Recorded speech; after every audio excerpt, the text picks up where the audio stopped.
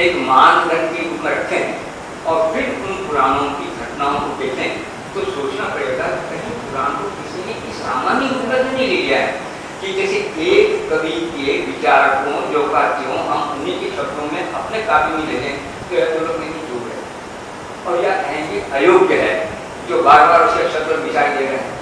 क्या इतिहास आदमी भी ऐसा हो सकता है क्या कि अगर जब तक हम कुछ विपरीत नहीं लिखेंगे तब तक हमारा नाम ही और विपरीत लिखेंगे तो ऐसा लगेगा ध्यान इतिहास नहीं पुराणकारों के लिए ऐसा ही किया।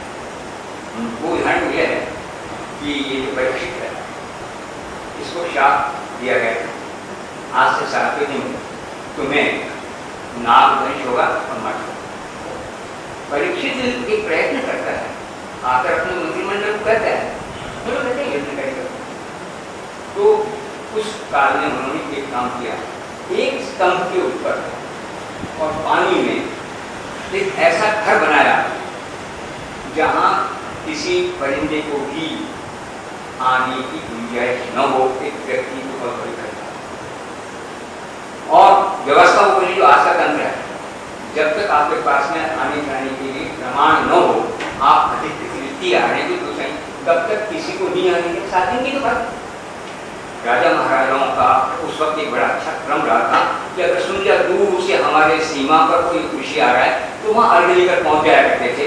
वो इतना भयंकर प्रतिबंध लगा दें ये संभव नहीं पर जैसे देश का प्रतिबंध भी लगा दिया सब कुछ अंतर्गत अपने प्रयत्न से वो आगे जाता है तक्षक उन्हें प्रश्न भी लेता है और उनका निधन भी होता है। ये हमारे महाभारत का कथन है वो महाभारत जहाँ अर्जुन आदि अर्जुन के पुत्र अभिमन्यु आदि ये सारे के सारे व्यास के हाथों पर है।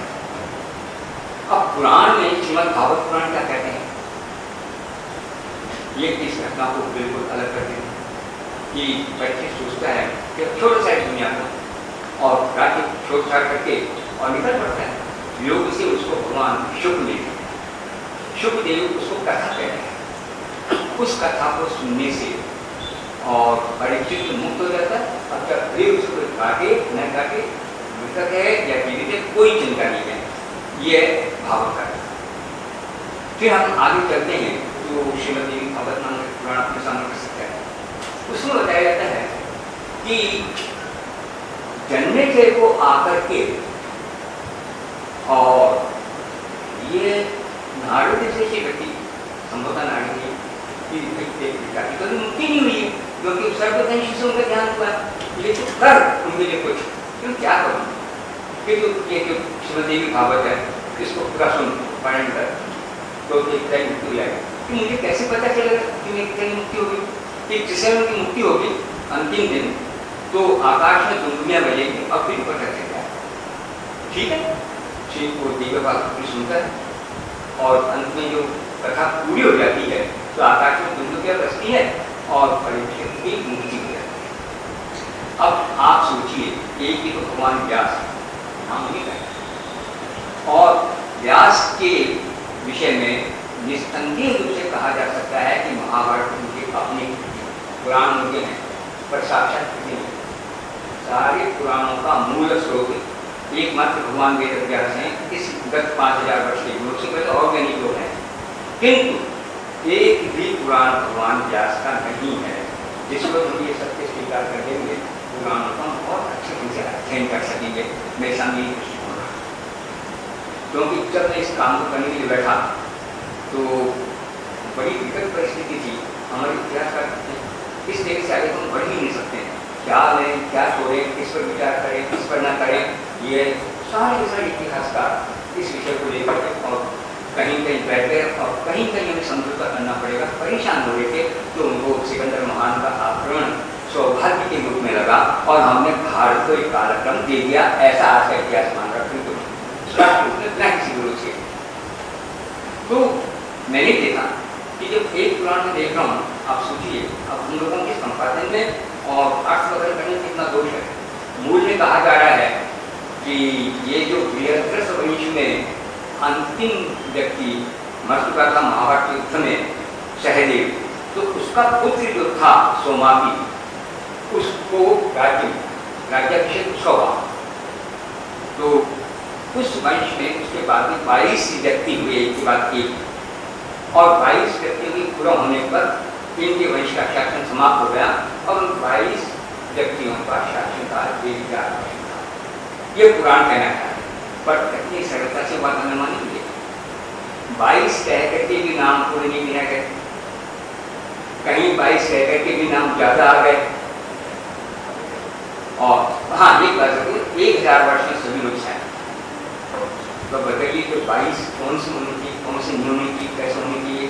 और फिर हम अगर पुराण के पाठ को सही ढंग से संशोधित करना चाहें तो केवल इस प्रकार के तुलनात्मक अध्ययन के आधार पर कितनी सी बात हम करेंगे कि पुराण के सारे ने ठीक किया है, बाकी पुराण का जो अन्य दूसरा जो वांग्मय है उसके साथ क्या रूप रहेगा, उसे कितना अनुकूल है कितना प्रतिकूल है, हमें देख नहीं पड़ेगा। तो एक मात्र इसी वंश को लेने के लिए पाठों पुराणों के पाठ को सटीक ढंग से एक जगह लेने में कितना यत्न हो सकता है। अब यहाँ पर बिल्कुल से पहले लिखा जी बोल गई है, बिल्कुल सही है। एक संस्कृति के लिए संस्कृति के दोनों अर्थ हो सकते हैं। एक तो हम प्राय पहचान लेते हैं, जान लेते हैं, तो पढ़ रहे हैं, उसका संपूर्णता नहीं तो अर्थ भावार्थ कई शब्दार्थ हमारे में आ जाता है। और एक ये भी हो कि ये जो कुछ कहा जा रहा है ये क्या कह रहा है क्या नहीं कह रहा, मुझे समझ नहीं आया। अब समझने की चेष्टा करें।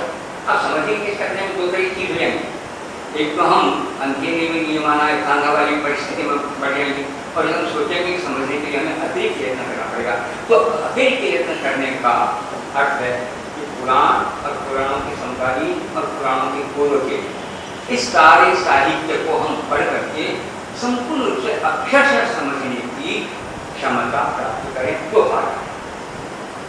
ये लोग हमारे उपकारी रहे हैं, बस श्रेष्ठ रहे हैं, भयंकर रूप से पूछ करके इन लोगों ने अपने मार्ग दिखाया है, इसलिए वो कार्य तो उसके है ही है, बस संशोधन जिसे कहना चाहिए उसके लिए हमें अतिरिक्त करने की आवश्यकता पड़ेगी। कुछ उदाहरण अपने इसमें आगे देखेंगे, पर हम बस इस कार्यक्रम को थोड़ा लेकर आगे बढ़ने की दृष्टि से भी कर रहे हैं। तो सब महाभारत के युद्ध के बाद ये परिस्थिति पैदा हुई, क्योंकि प्रत्येक स्थान से प्रत्येक राजा जो युद्ध के लिए समर्थ था उस युद्ध में आ गया और मां सारी मरे। तो युद्ध का जो अंतिम रूप महाभारत का ढेर 7-8 व्यक्ति थे, पांडवों की ओर से और कौरवों की ओर से। बाकी प्रत्येक व्यक्ति युद्ध में काम काज करने वाले लोग भी उसको इधर उधर करना कराना हो सफाई भाई उनको छोड़ने अपना योद्धाओं के नाम। तो कोई नहीं था, तो जहाँ जहाँ के योद्धा मारे गए वहाँ सबका राज्याभिषेक अपने परवर्ती व्यक्ति के द्वारा हुआ।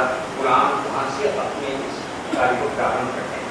तो उन दिनों ये जो मगध था महाभारत काल में पहले भी और बाद में भी पर्याप्त समय तक भारतीय जो गतिविधियों का प्रमुख केंद्र बिल्कुल प्रमुख। आपको छोटा सा उदाहरण दूँ मैं, तभी काम है कि ये जो जरासंध था मगध था और ये कंस का क्या था, स्वसुर, कंस का स्वसुर। तो कृष्ण के द्वारा कंस के वध कर दिए जाने पर इसकी दोनों पुत्रियां अर्थात इसकी दोनों पत्नियां, जिनका नाम अस्थि और प्राप्ति है, इस चीज अपने पिता के पास पहुंचती रही, इसमें भांजा होकर के भी हम लोगों को किस प्रकार की स्थिति में पहुंचे, इसको तो सजा मिलनी ही चाहिए। जरासंध क्यों नहीं हो गई बस। अब जरासंध कृष्ण को नष्ट करने पर तुल गए। वहाँ थोड़ा सा हम बच्चे देखें, भारत का ऐसा कोई भी व्यक्ति नहीं था जो जरासंध की सेना के पक्ष में था।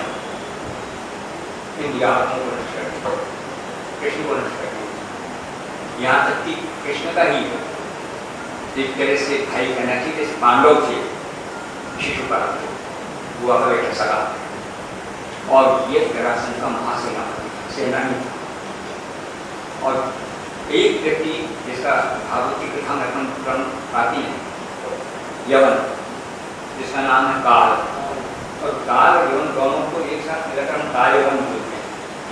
हमारे इतिहास में जरूरत रही है कि जहाँ पे यवन शब्द इत्यादि नाम आ गए हैं, हम लोग इन यवनों के आधुनिक काल के इतिहास के संपर्क को प्रमुखता देते हुए ये कल्पना तो नहीं कर सकते कि यौन